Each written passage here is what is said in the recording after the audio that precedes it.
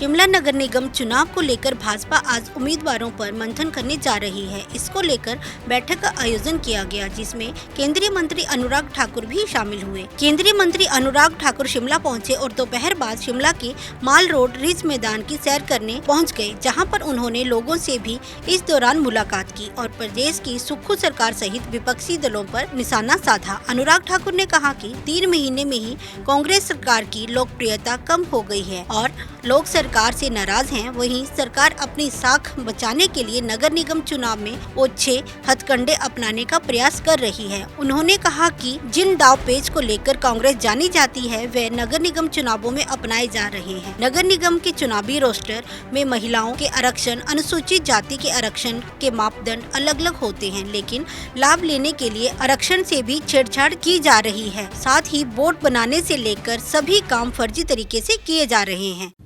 देखिए, अशोक गहलोत जी की सरकार तो केवल भ्रष्टाचार के लिए जानी गई, कानून व्यवस्था चरमरा गई, महिलाओं के साथ उत्पीड़न होना और सर कलम कर देने जैसी घटनाएं वहां पर होना, हाथ पर हाथ रखकर पुलिस वहां की बैठी रही, एक नहीं अनेक स्कैम वहां पर पेपर लीक के हुए, जॉब घोटाले में उनके ही मंत्री और परिवारों के नाम आए, वैक्सीन की जो भ्रष्टाचार हुआ वो राजस्थान उसमें सबसे आगे नजर आया।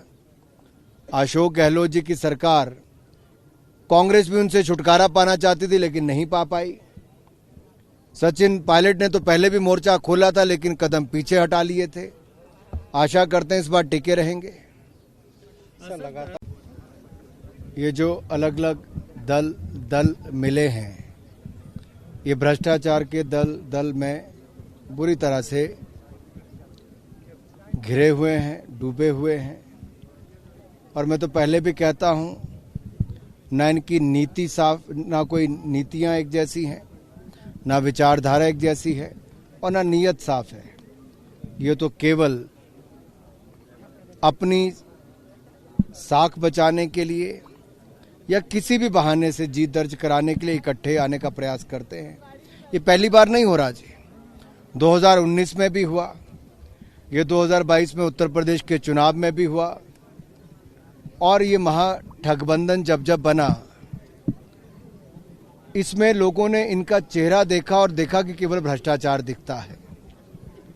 इसलिए लोगों ने ना इनको 14 में स्वीकार किया, ना 19 में किया, ना उत्तर प्रदेश के 2017 ना 2022 के चुनाव में किया है, क्योंकि लोगों के सामने साफ दिखता है कि कांग्रेस और कुछ ऐसे दल और झूठे वादे करते और सत्ता में आकर पूरे नहीं करते और भ्रष्टाचार का केवल काम करते हैं। दूसरी ओर भारतीय जनता पार्टी ने जो कहा वो करके दिखाया। मोदी जी के नेतृत्व में देश दुनिया में सबसे तेजी से बढ़ने वाली अर्थव्यवस्था बना है। IMF ने फिर कहा है कि दुनिया भर की अर्थव्यवस्थाओं में ब्राइट स्पॉट भारत दिखता है। स्टील में नंबर 1, मैन्युफैक्चरिंग में, दूध उत्पादन में नंबर 1 देखा जाए, इकोनॉमी में हम 5वें नंबर पर आकर खड़े हो गए, 5वीं सबसे बड़ी अर्थव्यवस्था बनकर खड़ी हुई।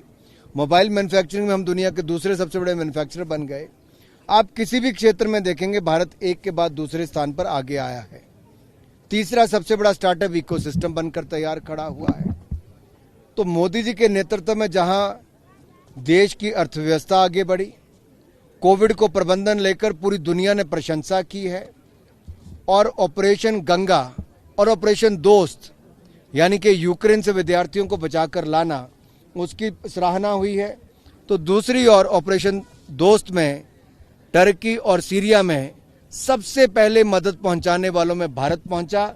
आज भारत मदद मांगने वाला नहीं, भारत मदद पहुंचाने वालों में से है।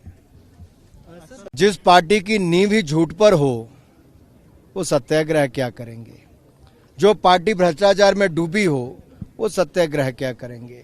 जिनको सत्याग्रह का मतलब ही पता ना हो श्रीमान राहुल गांधी जी को, वो सत्याग्रह क्या करेंगे? उनके लिए तो आप समझते हैं ना सत्याग्रह क्या? जरा वीडियो दिखाना उनका पुराना। राहुल गांधी जी ने पिछड़े समाज का अपमान किया, एक बार नहीं बार बार किया। माफी मांगना तो दूर, अहंकार उनका सबके सामने नजर आया। और कोर्ट ने जब उनको 2 साल का दंड दिया, उसी समय वो अयोग्य घोषित हो गए थे। उसी क्षण उसी पल अपील करने की बजाय ड्रामा रचने का काम किया, न संसद चलने दी और सड़कों पर भी ड्रामा करते रहे। लोग इनके झांसों में नहीं आने वाले। कांग्रेस की पोल खुल चुकी है, राहुल गांधी बेनकाब हो चुके हैं। वो अनफॉर्चुनेट एमपी अपने आप को कहते थे, अयोग्य घोषित हो चुके हैं। अब अनफॉर्चुनेट क्या, फॉर्चुनेटली एमपी नहीं रहे। Bureau report AMI news Himachal.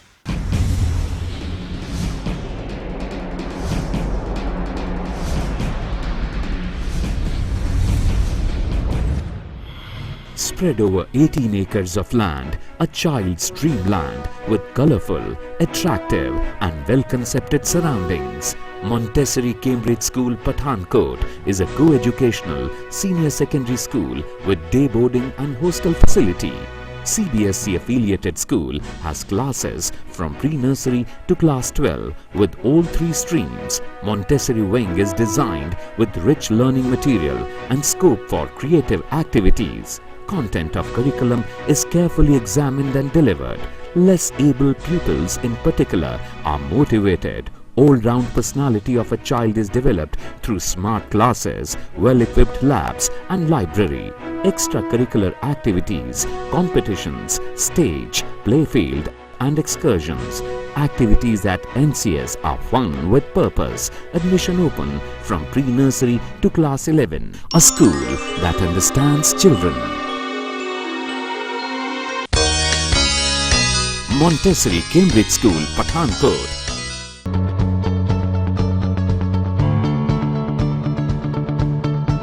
Affiliated to CBSE New Delhi, it endeavors to fasten and develop in children the habit to think clearly and independently and the capacity to express themselves effectively. Come with me where dreams are born and time is never planned.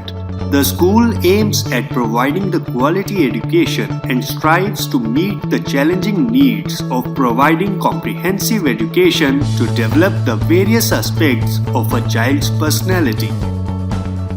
Our aim is to impart quality education on most modern lines, to provide most congenial environment to all-round development of children and arouse in them the keen thirst of knowledge and learning.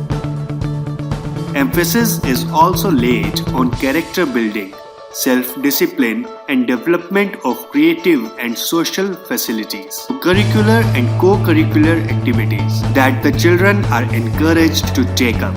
Sports game. The school does not believe in making decision for the child, but teaches the child make his own decision. Yoga, sparkle of life.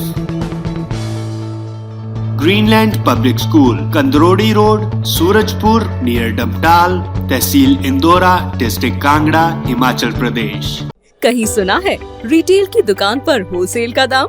जी हाँ, नव्या लेकर आया है designer suits, kurtis और fabrics. सबसे सस्ता, सबसे अच्छा। Defence road, Mamun, Pathankot. Contact 96141 96141।